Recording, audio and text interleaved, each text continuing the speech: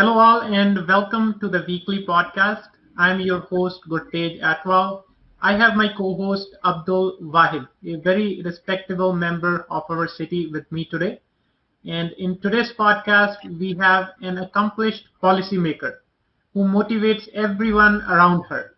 So we thank and welcome City of Irvine's Mayor Farha Khan. We will You. learn from her experience and lifelong learnings in policymaking. So now I'll request for her to please share about her personal and policymaking journey with us. Thank you so much. Thank you for having me. And it's so exciting to get to know both of you and all the accomplishments that you're doing in your city. For me, I never thought about going into politics. It kind of happened naturally. My background is in regulatory affairs. I was a regulatory affairs manager for a biotech company. I'm originally from the Bay Area, and when we moved to Southern California, it was in the very beginnings of the recession, and a lot of the companies out here had hiring freezes. So I got more involved, in my husband's business, got more involved on the nonprofit side, and ended up being hired as the executive director of a local nonprofit. Ran that for a while, and during that time really got to know about the communities in our area and all the struggles that they had and all the issues that they were facing, and found myself showing up at city council meetings during public comments and speaking up on behalf of the community and asking those leaders to do what's right, and finding out time after time that they weren't. And so, I was working on a campaign, on someone else's campaign in 2014, and just, felt like this urge that there was a voice that was missing. And so when I brought up the fact that maybe I would be interested in running, I can't tell you how disappointing it was to hear things like, Irvine is not ready for so much diversity, or that someone with a name like mine is unelectable. And of course, for me, challenge is always one of those things I take head on. So when I heard that, it was like, okay, we've got to do something here, because, if I'm hearing these things now, imagine in 5, 10, 20 years what our next generation is going to be hearing. So we needed to, for me, it was very personal. And so I ran for the first time in 2016. I didn't win my campaign for city council. I actually lost, but I came in fourth out of 11 candidates. So a lot of people started asking, like, who is this person? Where did she come from? How did she get so many votes? And then the second time I ran in 2018, I actually got the highest vote out of 12 candidates for city council. And then, of course, 2 years later, it was a 4-year seat, so I was not planning on doing anything. But 2 years later, I found myself in a position when we were talking about social justice issues in our city. We had a mayor that just didn't get it. With the start of the pandemic and everything else, we have UC Irvine here in our city, and she was telling students that were having a hard time paying their rent to go find a job at Amazon. And when people were speaking up about social injustice, she was telling them to go find another city to live in. And that was just unacceptable. That didn't settle right with me. And so I started asking around if anyone was going to run against this person who was an incumbent for off and on from mayor to city council, 26-year incumbent. And no one wanted to run against her. So I was in a safe seat. I said, you know what, let's give it a shot. And lo and behold, not only did we beat her, but we beat her by 13,000 votes. Wow. And so I basically, for my election, I was the highest vote getter in the history of Irvine, and at the same time becoming the first woman of color, first Asian woman to be elected mayor. So exciting time, but it came from a place where there was a lot of neglect for our community. Wow, that's a good journey, and I really appreciate what you told us. And it's always a good thing when lose once, you learn what you have done, and then you go from there. And it was a great achievement that you did, And knowing Irvine is a big city, it's a coming up city. It has got a lot of potential from the days that I knew about it. So you've done a great job. Thank you. Thank you. Yeah, no, thank you very much, Farhad. So, from the city's perspective, as you mentioned, that there were lots of things that kind of encouraged you to run into or come into this political arena. So, what kinds of issues prominently you faced, and what kinds of issues nowadays you are seeing? What is your focus? Where you want to take the city forward? I think one of the most important issues for me was making sure that we were handling the pandemic correctly, and not only that, but planning for economic recovery. I mean, if you've got to plan for the economic recovery long before the pandemic ends, so you do it right. And at the same time, our city it's almost 300,000 in population. It's a growing city, but yet we weren't making ourselves known. We weren't branding our city. And so that was also very important for me to do. And I'll have to tell you, we, throughout Orange County, our city has had the lowest COVID cases. We had the lowest deaths. And at the same time, we worked hard. One of the first things I did as mayor was commit to creating 2 subcommittees. And one was the COVID-19 task force, and the second was business reopening task force, which really brought together all our healthcare, local healthcare experts, and at the same time for the business brought our business community together. And so in conjunction, we made sure that while, the county was a little slow in getting us the resources we needed, we worked through different venues and avenues, making sure that we brought in the vaccines as soon as possible, especially first to our most vulnerable seniors, and then, of course, to the rest of the community. We're the only city in Orange County that not only had its own testing site, but also had its own vaccine site as well. And it was a drive-through format. We did it ourselves, didn't wait on the county. And so these are the type of things you get to do when you're really forward-thinking and making sure that you're serving the community. So it's been really exciting. And right now, I'm working a lot with our business reopening task force, making sure that we're safeguarding our current businesses and opening those doors, especially to those startups and tech companies that are looking for a home in our city. So far, all those policies and stuff that you have got away, I'm going to divert you a little bit away from that. And this is for the younger generation that they are watching. They want to listen from you. So at what age you will get into helping the public? Wow, at what age? Very young, I think, because I remember when we were very, very young, my mom used to make my sisters and I, take things to the masjid, right? So if it was Ramadan, she would cut up the fruit or make some rice, and we would have to go and deliver it. So it was always, the service part was always something that we grew up with. Service continued with me in high school, continued with me in college.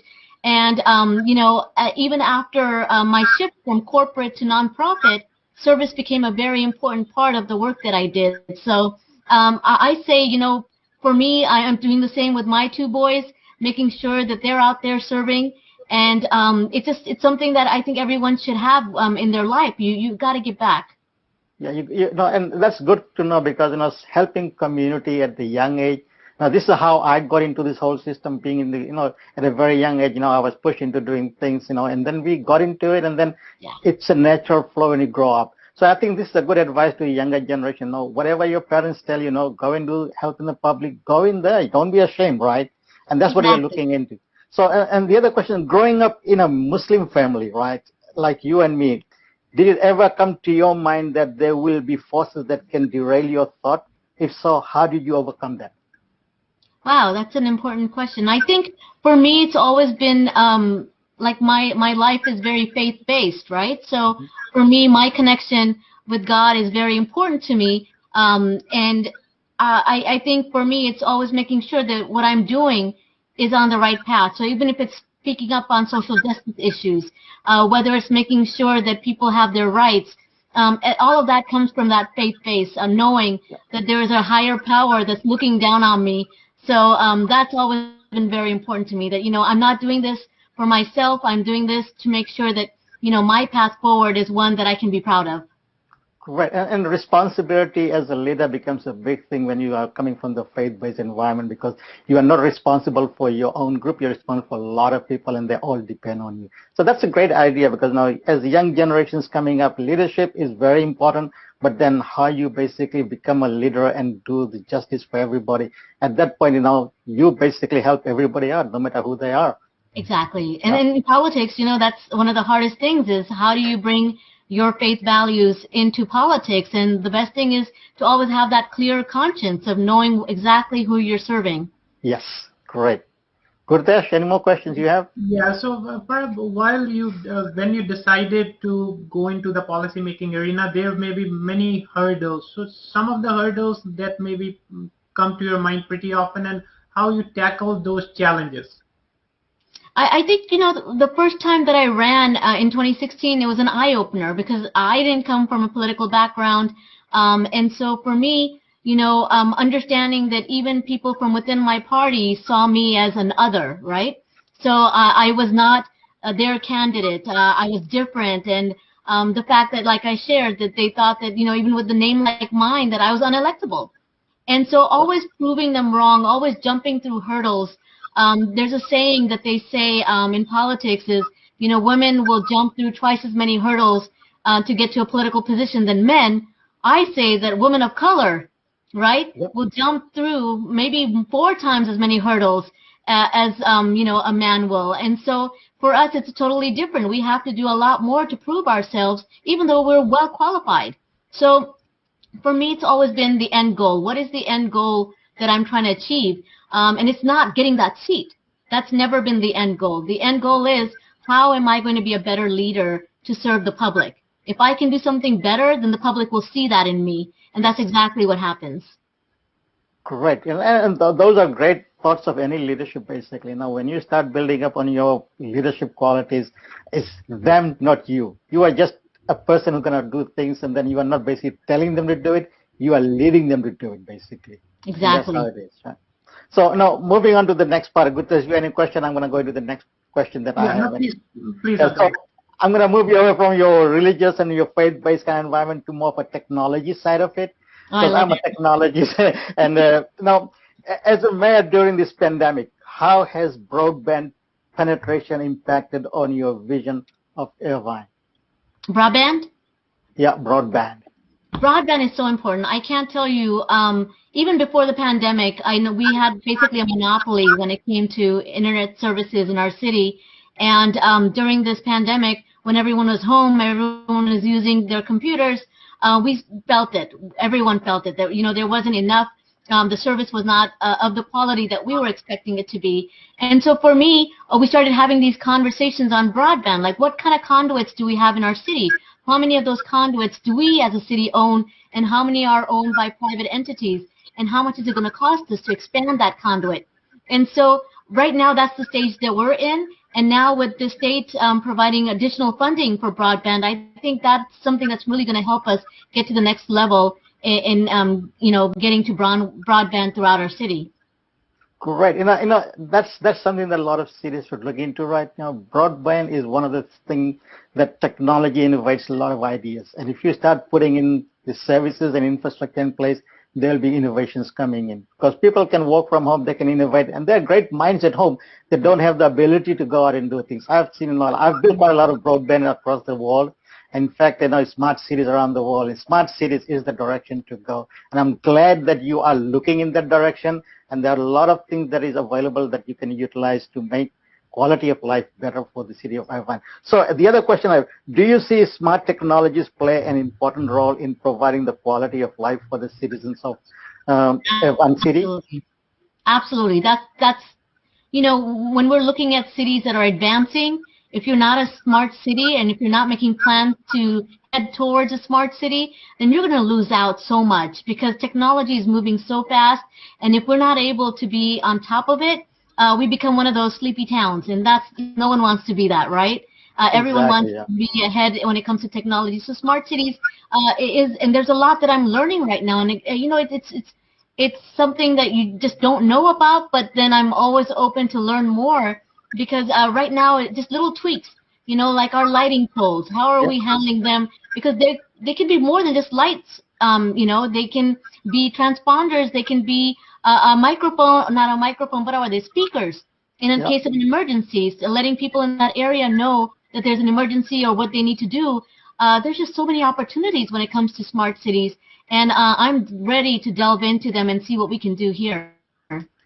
Right. I think that's the direction a lot of cities are looking into right now. Smart cities, building your infrastructure, that's the foundation of it. Once you have done that, technologies can overlay on top of that. There's no end to it. And I think you are doing a great job on that. Oh, thank you for that answer. Yeah, no, as you mentioned that, yeah, so job opportunities, they will come with this fiber optics, with the broadband. If you have more broadband, companies will invest and they'll come to these bigger cities. So the other aspect is education. So how is education you are seeing in the city of Irvine? As you mentioned earlier, that earlier the previous mayor, they were not that much focused to give the opportunities or listen to the problems of the students, because those are the assets. If the students are there, good education system is there, then only they will stay in those cities, work in those companies. Otherwise, they will move to some other cities, to other universities. There's very rare chance they will come back to the city where they grew up. So how you kind of try to retain the workforce or the students that graduate from your universities, so that they stay and add value to the city where they grew up? So one of the things that we're focusing on is as businesses are expanding and businesses are making Irvine their headquarters, we want to have that open dialogue on where are they hiring from, right? So we've got a great university here, and are they providing those opportunities locally? Because it doesn't work if businesses come in and they start bringing people from outside, and then our local workforce is not even tapped into. So of course people start to move out, and then they start to leave your city. But one of the most committed people are those that grew up in the city and want to stay there. And so our job is to make sure that those opportunities are open to not only our students that are graduating from our universities, but also our local workforce that's looking for work. Not only that, but when you have people that live and work in the same city, you're going to reduce traffic right then and there, because you're not going to have that overflow of commuter traffic coming into your city every day. So there's a lot of benefits of making sure that we have a strong local workforce that is able to get hired locally as well.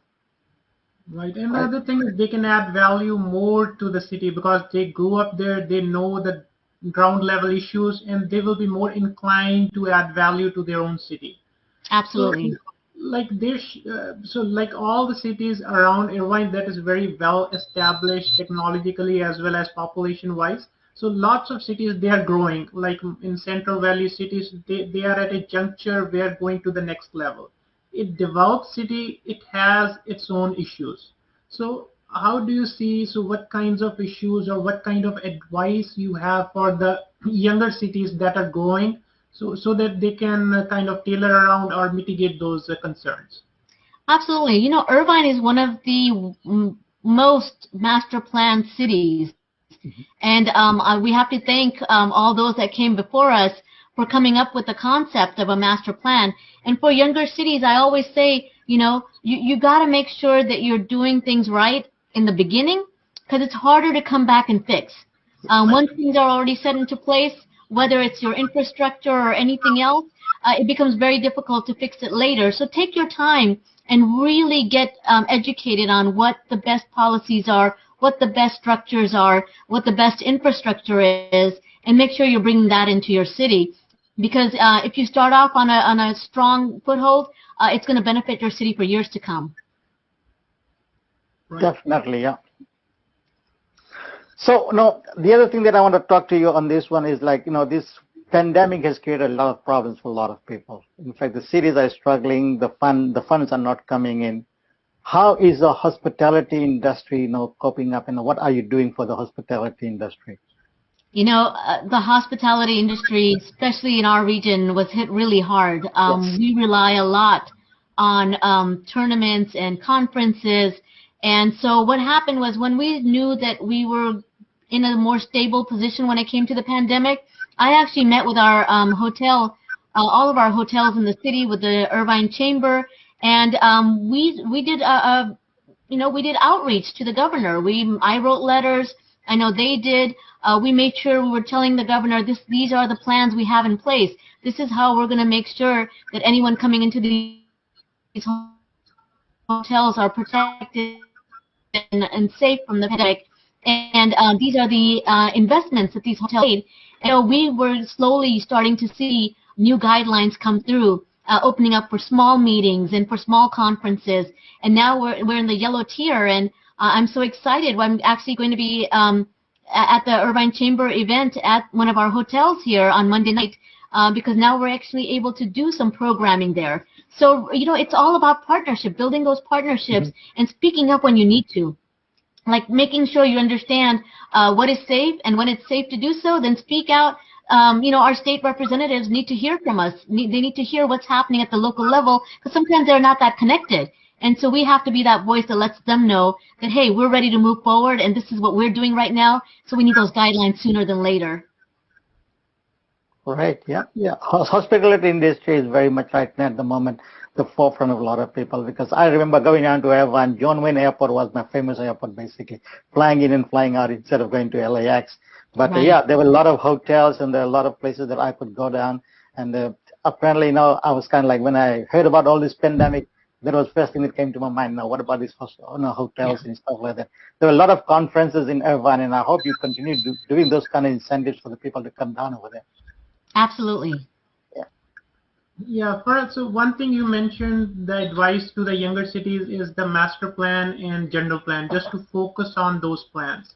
So is there any mechanism like the general plan, if the smaller cities, they are drafting them, so can they take help from the bigger cities, or your city kind of mentor those smaller cities just so that they can learn and they can kind of follow through the advice?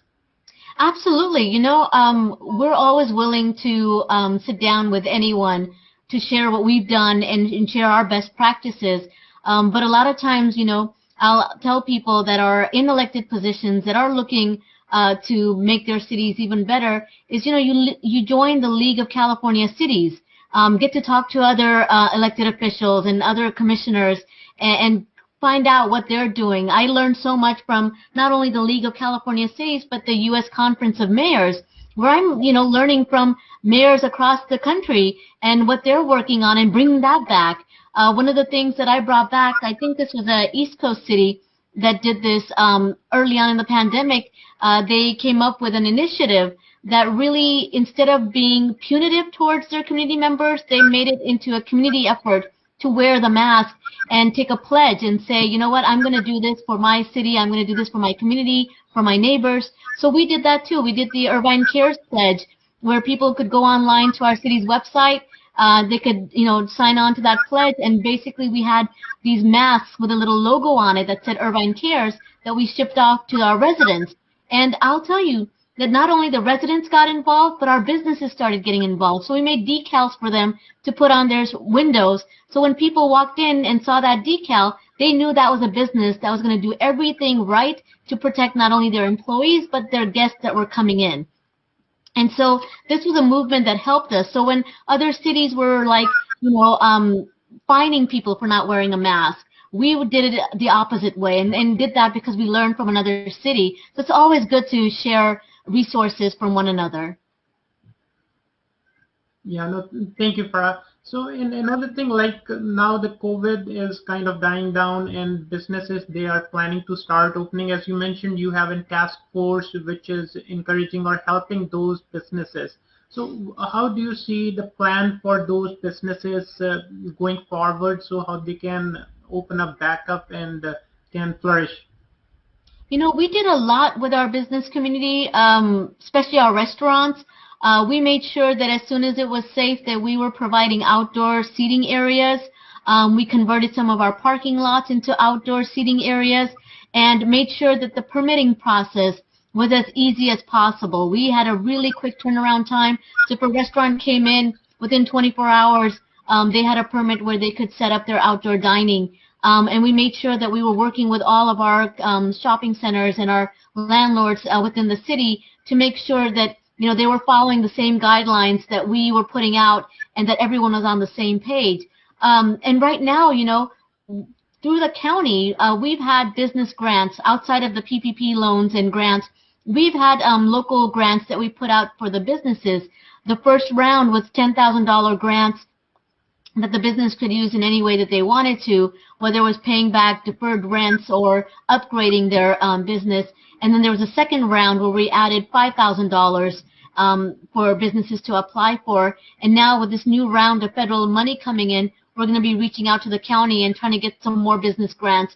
Again, the goal is, when you talk about economic recovery, you can't recover economically if people are still carrying debt from this past year. And so one of the goals of mine has been making sure people are debt free by the time we reopen.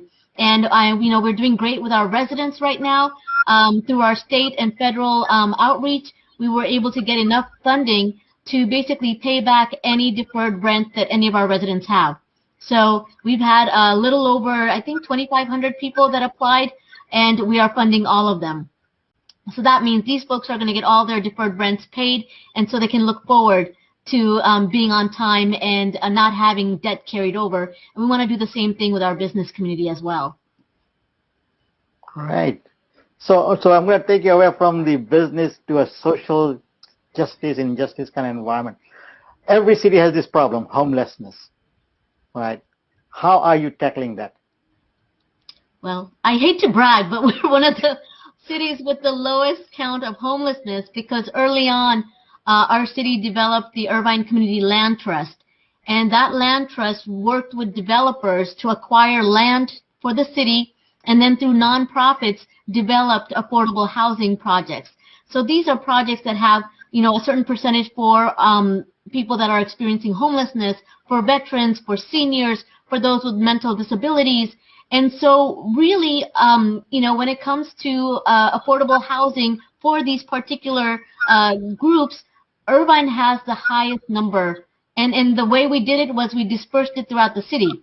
So it's not like you can drive up a street and say, oh, there's a project and this is an affordable housing project. You can't even tell. And so a lot of times people are living right next door, and they have no idea that one apartment complex is an affordable housing complex and one is not. One is market rate. And so we did an amazing job with that. Right now, I believe we have the highest number of units. We're almost approaching 5,000. And our next goal, a project that we're working on right now, is affordable housing for sale. So we are building townhomes that will be for sale at affordable rates, helping those people from apartments move into their own homes and build equity so we can open up those units for new people to come into. Right. That's good to know because that's a problem every city is facing right now, and it's a challenge. And I think you've got a very good model that people can look into and start utilizing that because.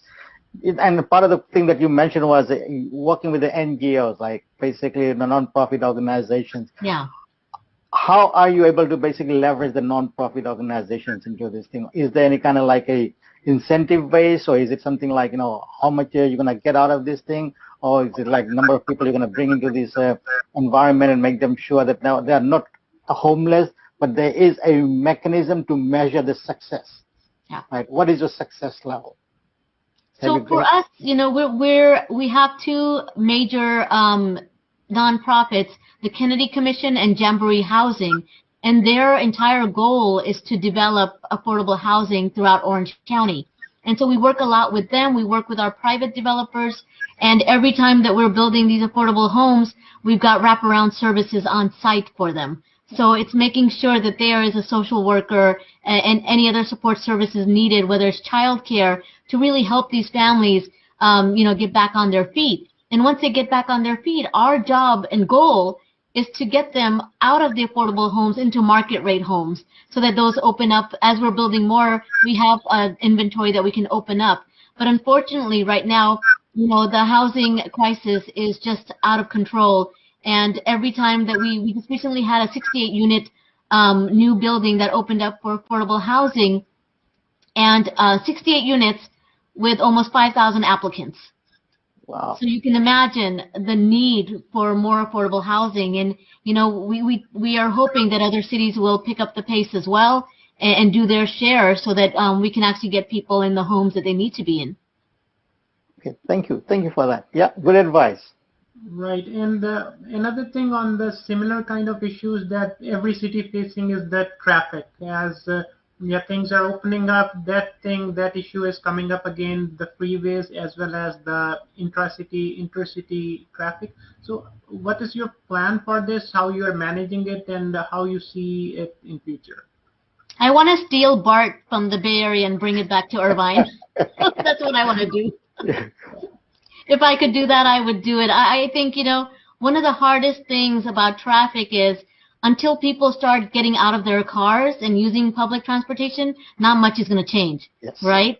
And so it's so important to have good infrastructure when it comes to public transportation, something that our city doesn't have right now.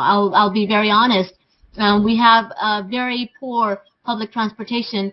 And last year, while I was on the council, I actually was able to get some grants to do a pilot program for a local shuttle, which would go through our different neighborhoods, picking people up, taking them to their local shopping center or destination spots like our Great Park, our Spectrum Center, the Marketplace, things like that, so that we could get them starting to think about leaving their cars behind. Because at the end of the day, you know, no matter how many streets you widen and how many more freeways you build, if people are still getting in their cars, they're still buying those cars, we're not going to fix the traffic issue. Yeah, no, we are kind of at a saturation point where, yeah, we have to think something different, either the smart network or kind of taking leverage of technology or just changing the mindset. So in the same kind of direction, so bikes, because things like COVID, everybody was home, so they wanted to go out. So bike lanes and bikes, so what is the concept around that in Irvine, and how do you see it? So bikes are amazing. We love our bicyclists. We have about 66 miles of bike lanes and bike trails in our city. And right now we're actually upgrading a lot of them, making them safer.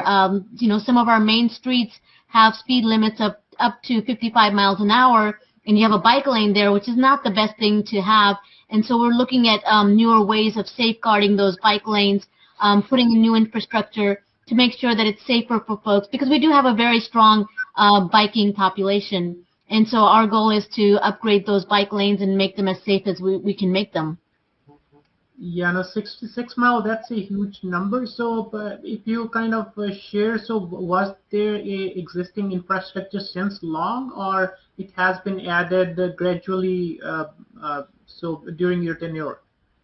So it's a little combination of both, right? So we had a very good infrastructure.